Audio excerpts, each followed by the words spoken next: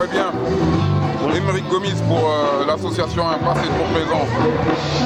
On est là aujourd'hui en pleine commémoration de l'abolition de l'esclavage. En l'occurrence, l'initiative qu'on mène aujourd'hui s'appelle Artistes et citoyens contre l'esclavage.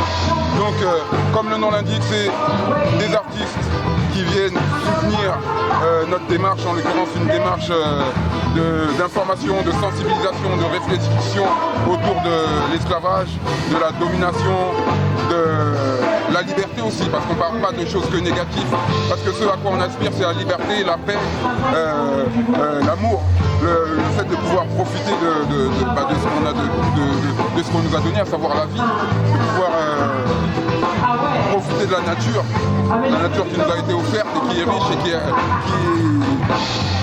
peut subvenir à nous tous, en gros. Après, donc voilà, c'est le genre de message qu'on a envie de passer, hein, c'est le genre de réflexion qu'on a envie d'avoir, justement. Et donc par rapport à cette initiative qui s'appelle Artistes et citoyens contre l'esclavage, notre ambition, c'est de réunir des gens, tout simplement, des gens d'horizons différents, et de leur faire passer un bon moment. On aime voir les gens sourire, hein, quand les gens se croisent, qui sourient, qui se regardent, hein, qui s'envoient de l'énergie. Ça fait combien d'années que ça existe? Ça fait la 17e année maintenant qu'on est dans le parc de l'Hôtel de Ville. On a commencé, on était sur un coup de tête. En tant qu'amateur de reggae musique, on s'est réunis dans le parc de l'Hôtel de Ville. Et puis après, on a voulu pousser notre réflexion plus loin et ne pas être juste dans une commémoration et être dans le folklore, quoi, entre guillemets. Sachant que quand je dis le folklore, il faut pas mal le prendre parce que le folklore, c'est super important aussi. Le folklore, c'est pas juste faire la fête et ne rien penser. Non, au contraire.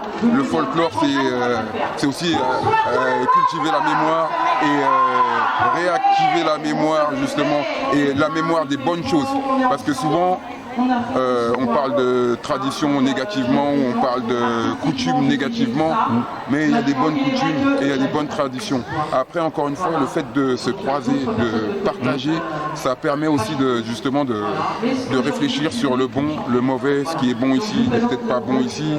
Enfin bref, de se poser des questions et de toute façon, on est tous les mêmes, on est tous humains, on se ressemble tous. Et depuis un certain temps, vous faites partie du CCES, Coordination contre l'esclavage et ses séquelles. Ça paraissait évident que l'on s'investisse dans cette démarche, parce que quelque part on est dans une dénonciation de l'injustice. Hein. L'esclavage est une forme d'injustice. Après, même dans le travail, hein, dans le monde dans lequel on vit aujourd'hui, c'est pas clair. À un moment, les richesses ne sont pas partagées équitablement. On a beau aller travailler, à la fin du mois, souvent, il ne reste plus rien. Certains vont travailler, ils n'ont pas de logement. Hein. Bon, enfin bref, il y a toutes ces inégalités-là qui nous pèsent. Et quelque part, la situation de nos frères qui sont en Afrique, en l'occurrence en Mauritanie, au Sénégal, au Mali, en Gambie, voire plus loin, hein, c'est des situations qui nous touchent. Il faut savoir que lorsqu'ils ont fait leur commerce, leur exploitation des plantations et qu'ils ont développé l'esclavage industriellement parlant, cette industrialisation de la ressource humaine, c'était les prémices des sociétés dans lesquelles on vit aujourd'hui. On sait très bien que quand quelqu'un n'a plus rien à perdre, il devient dangereux. Aujourd'hui, on nous fait croire qu'on possède des choses juste pour nous calmer et pour nous éviter de nous soulever. Maintenant, comme le disait tout à l'heure notre ami Casimir, il n'y a pas assez après, quand je dis se soulever, ça peut être pacifiquement, encore une fois, on n'est pas là pour agir de la même manière que les gens qu'on dénonce, mais c'est leur faire voir mettre être devant un rapport de force.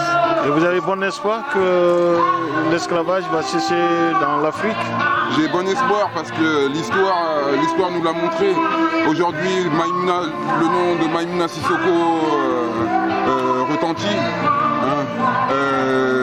Ça résonne dans ma tête comme le nom de Rosa Parks. C'est le début de la fin de quelque chose. Les gens ont été trop loin à un moment. Et à un moment, eux-mêmes, s'ils avaient pris des leçons de l'histoire, ils auraient réagi intelligemment. Mais là, on arrive à un point où ce n'est pas possible. Et ça ne va pas être possible pour eux. Donc il va falloir que ces choses-là changent. Après, il faut toujours être vigilant. Même quand il y a un changement, une avancée, il ne faut jamais reculer. Merci. À tous. Je remercie l'association au passé trop présent. Je remercie notre frère Émeric. Je remercie le public qui est là pour nous écouter une énième fois. Je m'appelle Diko Hanoun. Je suis le secrétaire général de l'association des Haratins de Mauritanie en Europe. L'association qu'on a créée en 2001. Nous combattons l'esclavage et ses séquelles. Nous combattons l'esclavage et ses séquelles. Donc, l'esclavage que nous parlons, ce n'est pas un esclavage qu'on va dire d'historique. C'est du vécu en ce moment.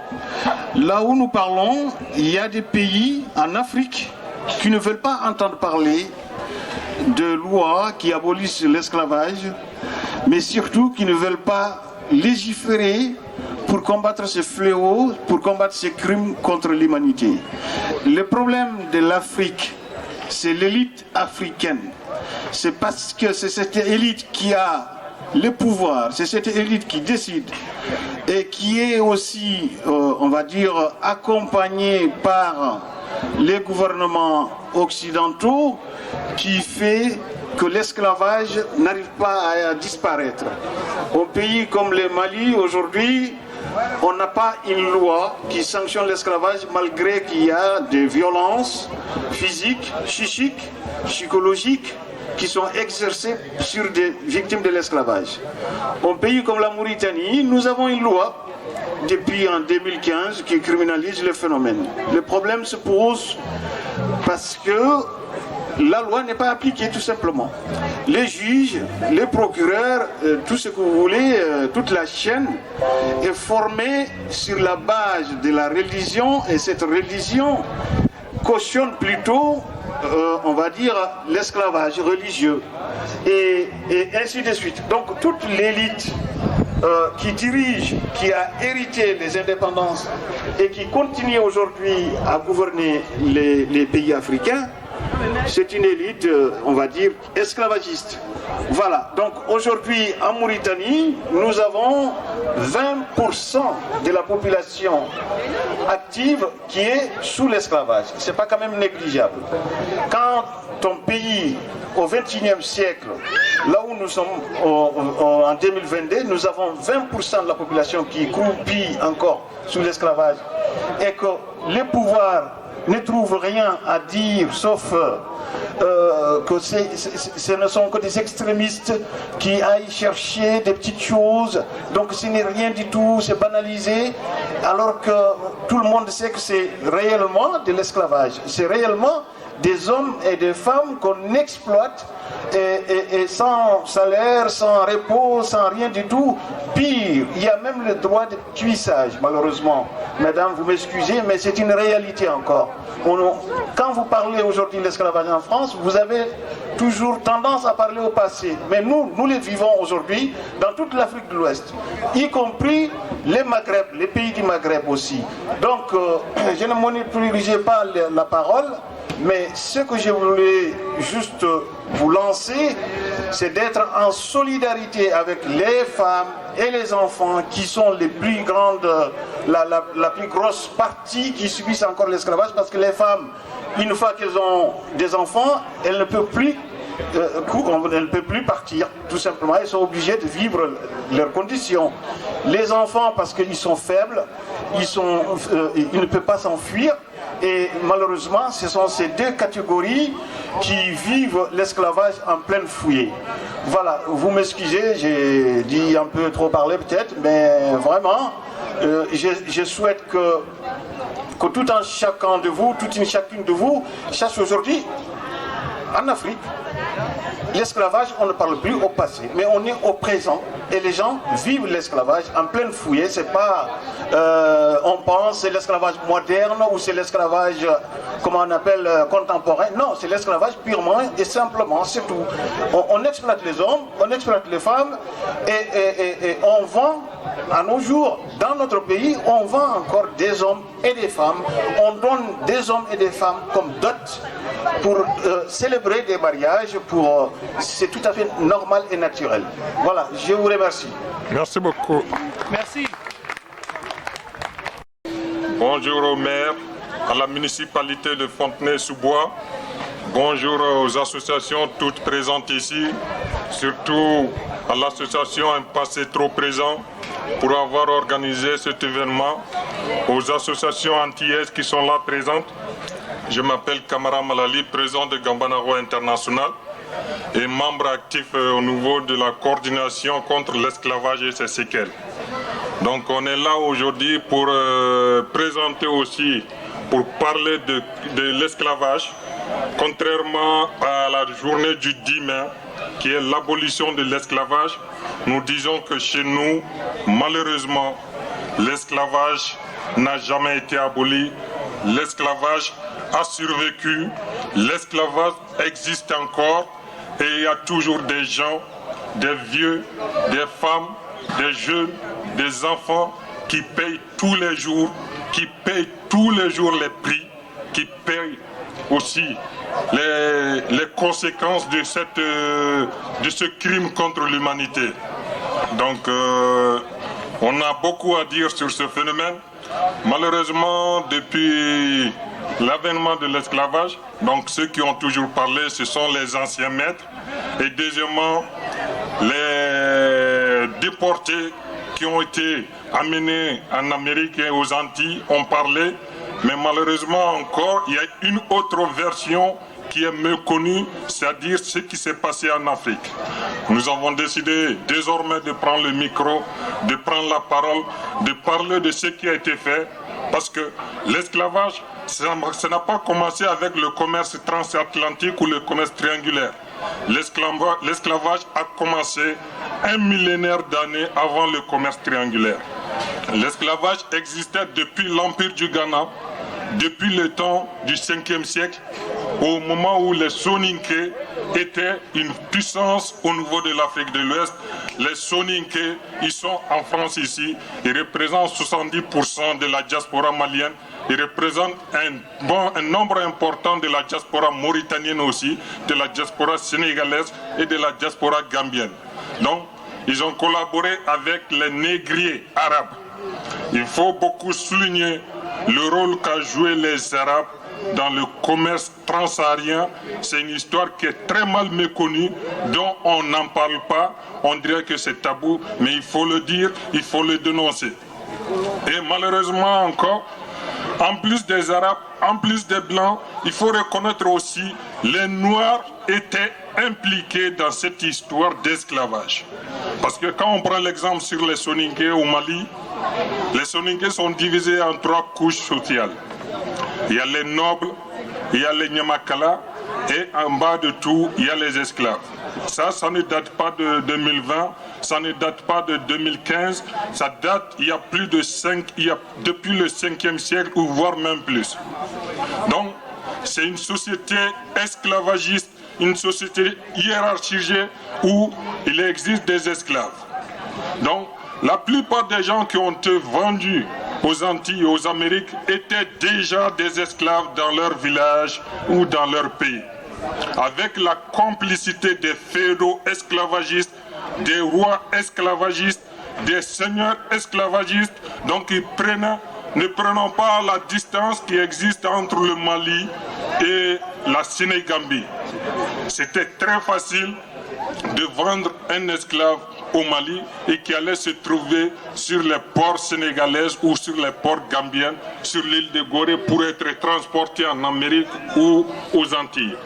Donc, ce phénomène, ce crime contre l'humanité a existé avec la complicité bien sûr des Noirs, des Arabes et bien sûr des Blancs. Le 11, 12 et 13 mai dernier, j'étais à Nantes sur un colloque sur la même histoire, un colloque international sur l'esclavage. Donc, bien sûr, le port de Nantes a joué un rôle crucial, voire même le premier port négrier au niveau de la France. En collaboration, bien sûr, encore avec les Africains. Et malheureusement, ces Africains, malgré le développement, ils ont migré ici en France, ils ont amené leur culture esclavagiste ici en France depuis les années 1970 jusqu'à nos jours. Donc depuis les années 2016, on a mis en place un mouvement qui s'appelle Gambanaro, c'est-à-dire on est tous les mêmes, il n'y a pas de sous-hommes, il n'y a pas d'esclaves, on est tous les mêmes, on est tous libres. Et depuis, ça a été une bombe au niveau du Mali, une bombe au niveau du Sénégal, une bombe au niveau de la Mauritanie et une bombe au niveau de la Gambie. Parce que ces 4 pays dont je viens de citer, c'est des pays où l'esclavage existe, c'est des pays où se trouve la communauté soninké. Mais quand on parle de l'esclavage au Mali, il n'y a pas que les soninké. En plus des soninké, il y a les kassonké, il y a les kagolos, il y a les peuls, il y a les djogramais. Moi, je suis originaire de la première région administrative du Mali, qui est la région de Caille. Et en même temps, c'est la région la plus esclavagiste du Mali. Actuellement, à l'heure où je vous parle, plus de 4000 déplacés sont répartis sur le territoire malien. Ces déplacés, ils ont fui les violences liées à l'esclavage. Ils ont fui parce qu'ils ont dit qu'ils n'en veulent plus du statut d'esclavage. À l'heure où je vous parle, une dizaine de morts sont enregistrés au niveau de la République du Mali, un mort au niveau de la Mauritanie, un mort au niveau de la Gambie, tout simplement parce qu'ils ont refusé un statut d'esclave. Chez les Soninké, quand on est né esclave, on va mourir esclave. Nos enfants, nos petits-enfants, nos arrière-petits-enfants, ils seront tous appelés des esclaves. Le combat de Gambanaro est très simple. On a exigé, on n'a pas demandé, on a exigé toute pratique, toute coutume qui a un lien avec l'esclavage. On n'en veut plus parler, on n'en veut plus. On n'en veut plus, on ne veut plus entendre, on ne veut plus qu'on traite les gens d'esclaves. Malheureusement, quand vous partez chez les Soninké, il y a toujours des gens, il y a toujours des sociétés, il y a toujours des quartiers qui s'appellent esclaves ou Komonkanou ou Komonkunda. Tout ça, c'est des connotations, c'est des appellations pour désigner la maison des esclaves, le quartier des esclaves, le puits des esclaves, la charrette des esclaves, la voiture des esclaves, les femmes esclaves, les enfants esclaves, des hommes esclaves. On en trouve tout ça en milieu soninké, dans la région de Caille, plus particulièrement chez les soninké, les kassonké. Donc, les violences, on va en parler. La première violence a été enregistrée à Lani, avec 4 morts, dont 2 femmes ont été battues, des femmes enceintes qui ont finalement elles ont fait des fausses couches parce qu'elles ont été tabassées, elles ont été abandonnées pour mort. Et j'ai amené quelques photos. On a plusieurs photos ici sous le stand. Et quand vous aurez le temps, vous pouvez passer pour regarder les photos. Il y a plus de 50 articles ici qui parlent sur le phénomène de l'esclavage. Vous allez voir des articles de l'Union européenne qui ont demandé au Mali de voter dans les plus brefs délais une loi criminalisant et pénalisant l'esclavage. Vous allez voir des articles de l'ONU, des experts de l'ONU qui ont fait des enquêtes sur le sujet. Donc, l'esclavage au Mali, comme je l'ai si bien dit, qu'on soit une femme, on ne sera pas épargné. Vous avez vu cette image, c'est une femme qui a été tabassée le 7 avril 2020 parce que ses enfants, ses maris, ses cousins ont refusé le statut d'esclave. Vous voyez ce vieux aussi, il a reçu les mêmes coups. On est tabassé, abandonné pour mort. Ce vieux que vous voyez, c'est un vieux de 78 ans.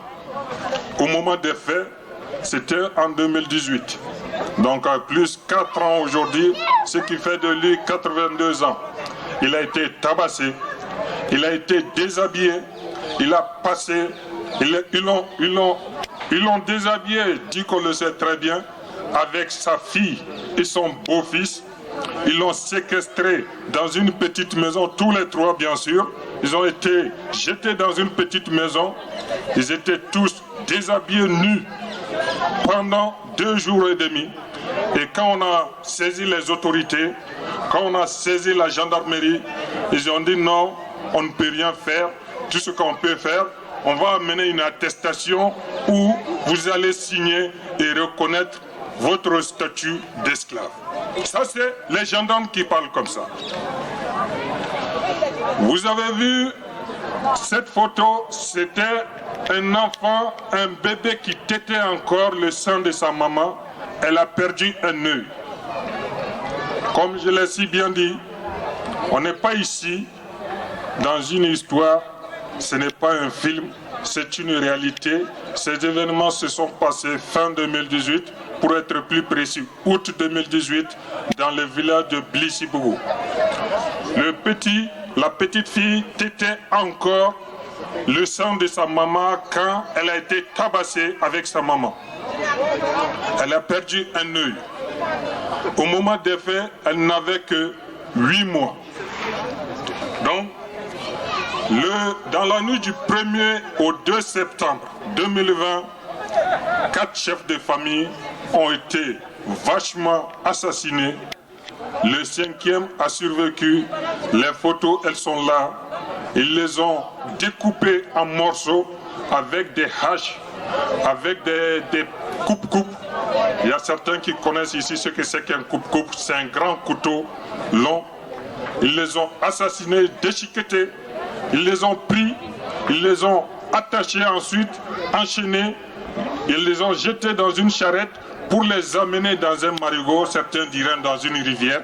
Ils les ont amenés dans une rivière pour les jeter dans la rivière, afin de faire croire aux gens qu'ils ont été noyés dans l'eau. Mais en réalité, au moment des attaques, la famille était là. Il y avait une 5e personne qui était parmi ceux qui a survécu. Lui aussi, il était dans la rivière. Heureusement pour lui, il a survécu. Il s'appelle Abdou Sissoko. Mais les 4 dont vous voyez, il y a 3 qui sont là. Le 4e, il est là. Montaga Diarisso, Hamé Sissoko, Gossi Sissoko et Abdoulaye Sissoko. Ils ont tous été assassinés, sauvagement assassinés, parce qu'ils ont refusé le statut d'esclave. Vous avez ici la photo de Mamadou Sidibé. Mamadou Sidibé, il est de Crémis. Crémis, c'est à 25 km de mon village. Il a été ligoté le 17 septembre 2019 pour avoir refusé le statut d'esclave. Le chef du village, qu'on appelle aussi le chef coutumier, il a dit « Moi, j'ai jamais vu un esclave ligoté ». Il a été ligoté, tabassé dans son village, traîné dans la poussière jusqu'à ce qu'ils le reconnaissent en disant « Oui, je suis né esclave. Oui, je vais mourir esclave ». C'est ça la formule. Quand vous êtes tabassé, pour échapper à la mort, il faut reconnaître publiquement en disant « Oui, je suis né esclave, je vais mourir esclave ». Sinon, ils ne vont pas vous lâcher, ils vont vous tabasser jusqu'à vous tuer. Et là encore, ça c'est août 2018, celui qui a été tabassé, il s'appelle Deya Kande Konaté. 66 villages ont fait appel en disant « Demain, on va attaquer Gambanaro ». Tous les militants de Gambanaro, on va les attaquer. Nos leaders, nos correspondants, nos coordinateurs qui étaient sur le terrain, il y avait Deya Kande Konaté et Nanchampame Koulibaly qui étaient sur place. Heureusement pour Nanchampame, lui, il avait voyagé dans la nuit. C'était pour visiter le vieux Tchandjoumé qui a été tabassé 2 jours avant. Donc c'était pour lui saluer. Et lors de son voyage, lui, il a survécu parce qu'il a été absent lors des attaques. Mais Deya Kande a été ligoté. Par contre, La famille de Nanchampame a payé les prix. Plus de 300 personnes ont été chassées de leur village. Sa mère avait plus de 75 ans au moment des faits. Ses grands frères, ses petits frères, ses femmes, ses enfants, tout le monde a été tabassé et la vidéo circule encore sur les réseaux sociaux où vous allez voir c'est tout un canton, comme si je disais tout un département. On lance un appel, par exemple en disant dans le département 94, on veut que toutes les villes se retrouvent ici à Fontenay pour mater les esclaves révoltés. C'est comme ça qu'on nous appelle. Ils disent qu'on est des esclaves révoltés. Donc, ils appellent tout un département en disant qu'il faut se retrouver à tel lieu parce que les esclaves qui sont là, ils se sont révoltés, ils ne veulent plus de leur statut, donc il faut leur apprendre, il faut leur montrer, il faut leur prouver qui est le maître ici. Donc, la famille de Nanchampame a été ligotée, tabassée, humiliée, y compris sa mère qui avait au moment des faits 75 ans. Donc, les faits, ils sont tellement nombreux, les actes, ils sont tellement nombreux. Chez nous au Mali, quand vous refusez le statut d'esclave, ils vont commencer par vous faire des sanctions, des embargos, c'est-à-dire on vous interdit de cultiver votre champ, on vous interdit de cultiver, d'accéder au puits, on vous interdit d'accéder aux robinets. Par exemple, les robinets, les châteaux d'eau qui existent dans les villages, nous l'avons tous cotisé ensemble ici. Et on a construit des châteaux d'eau, on a construit des écoles, on a construit des centres de santé. Mais à partir du moment où vous dites que vous êtes Gambanaro, vous êtes pour la liberté, vous êtes pour la légalité, pour l'égalité plutôt, vous êtes pour l'égalité pour tous, là, vous devenez leur ennemi numéro 1. On vous interdit de faire des achats dans des boutiques. On vous interdit d'aller faire des achats dans les boulangeries, dans les boucheries. On vous interdit d'utiliser l'eau des châteaux d'eau, l'eau des robinets. Et pourtant, c'est des écoles, c'est des châteaux, c'est des robinets qu'on a construits ensemble. On interdit à vos enfants d'aller à l'école. On interdit à vos familles d'aller se faire soigner dans les centres de santé. Finalement, ils ont décidé, pour en finir avec cette révolte, il faut les tuer. La dernière en action, c'était le mercredi, dans la nuit du mercredi au jeudi, c'était cette semaine. Dans le village de Marana Toubabounkanou, des jeunes ont été attaqués, blessés avec des verres. Les images, nous les avons sur une tablette et sur des téléphones. C'est très violent. Ils ont failli les tuer. Donc, des femmes ont payé le prix. Bafrara, je vais citer quelques villages pour qu'on ait des noms quand même. Donc j'ai parlé de Kerwane, le village où est originaire de Nanchampame. Bafrara, des gens ont été ligotés, tabassés, chassés de leur terre. Lani, ils ont fait plus de 4 morts dans le village de Lani. Crémis, des jeunes ont été ligotés. Et Djageli, c'est là où actuellement le bruit fait rage en Mauritanie. Maïmouna Sissoko, excusez-moi, Maïmouna Sissoko, elle est originaire du Mali. Originaire du Mali, mais ça fait presque 30 ans, pour être plus précis, ça fait 28 ans qu'elle vit en Mauritanie, dans le village de Djageli, avec son mari. Elle a enterré 2 de ses enfants à Djageli. Elle a beaucoup d'enfants. Donc, Maïmouna Sissoko, ce qu'elle a fait, ce n'est que dénoncer l'esclavage, ce n'est que dénoncer les violences de l'esclavage qui existe au Mali. Et le chef de village esclavagiste de Bafrara, dont je viens de citer, il a appelé le chef du village de Djageli en disant il faut chasser Maïmouna de Djageli, et à partir du moment où elle sera au Mali, nous savons ce que nous allons faire.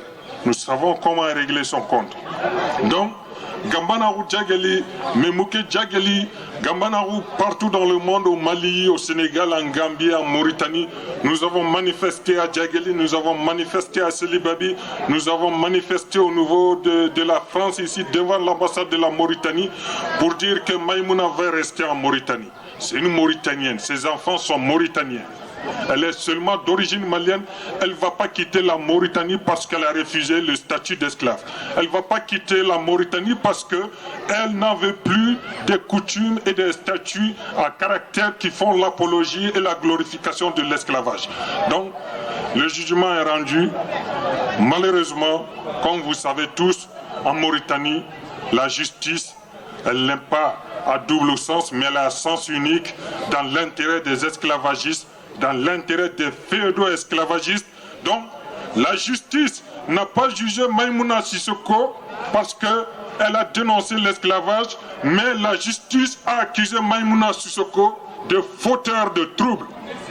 On l'a condamné à 3 ans d'interdiction de mettre ses pieds dans la région, dans le département de Kabo, donc y compris le village de Djagélé. Elle est non seulement victime de l'esclavage, ils ont brûlé dans le 15 mars 2022, les esclavagistes ont brûlé sa maison, ils ont tabassé ses enfants. Elle a été en garde à vue, alors que c'est elle qui a été tabassée, c'est elle qui s'est vue sa maison brûlée. Elle a été en garde à vue, et après, lors de la fête de Ramadan, on a amené Madame Sissoko Maïmouna pour fêter la fête dans sa famille, et là encore, devant les autorités, devant la police mauritanienne, devant les gendarmes, Madame Maïmouna Sissoko a été encore tabassée, alors que les gendarmes étaient juste à 5 mètres, voire 10 mètres de la victime. Elle allait être lynchée, malheureusement. La police était là, ils n'ont rien dit. Tinkare, c'est là où je vais en finir, excusez-moi encore. Tinkare, c'est le village où il y avait eu la liste de 19 personnes. Ces 19 personnes résident en France ici. Ils ont fait une liste en disant ces gens ont décidé de rejeter le statut d'esclave. Lorsqu'ils seront au Mali, il faut les tuer. Et ces 19 personnes, 4 personnes sont parties. Et quand ils sont partis, ils les ont ligotés. Ils ont voulu les tuer. Mais sur ce point, la gendarmerie était là pour assurer leur sécurité. Donc la liste est tellement longue.